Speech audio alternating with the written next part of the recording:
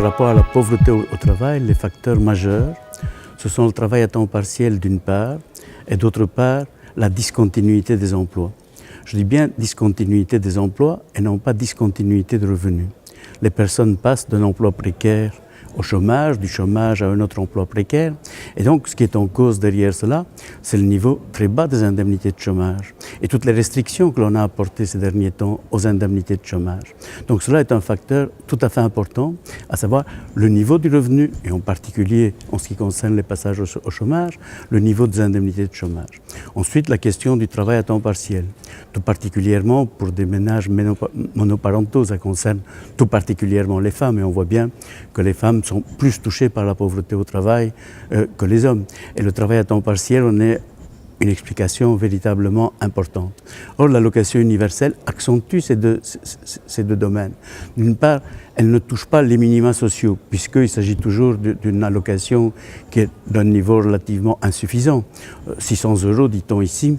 Donc, cela ne permet pas d'avoir un revenu de remplacement qui est un revenu de remplacement d'un niveau qui serait plus élevé à celui dont on bénéficie actuellement. De même, le caractère insuffisant de cette allocation fait que l'on sera toujours à la recherche de petits boulots, de boulots qui accompagnent cela pour sortir précisément de la pauvreté, parce que ce n'est pas avec 600 € que l'on peut vivre. Et donc, on est là à la chasse à des emplois qui sont des emplois précaires. Donc, d'une certaine manière, l'allocation universelle constitue une institutionnalisation de la précarité et non pas un remède à la précarité. Il s'agit là, je pense, d'une vision véritablement au rabais de la protection sociale. La protection sociale qui est basée sur la redistribution des revenus, alors qu'ici on est dans une logique d'égalité des chances, à savoir chacun reçoit un même revenu faible d'ailleurs, et à partir de là, il doit tirer son plan. Certains le feront, d'autres ne parviendront pas à le faire. Donc c'est un système qui approfondit les inégalités et ne résout pas les inégalités. C'est donc un très mauvais remède. Je dirais que on se trompe véritablement de cible et on ne voit pas, ça cache les vrais problèmes, à savoir l'insuffisance des salaires, parce que ça c'est un vrai problème.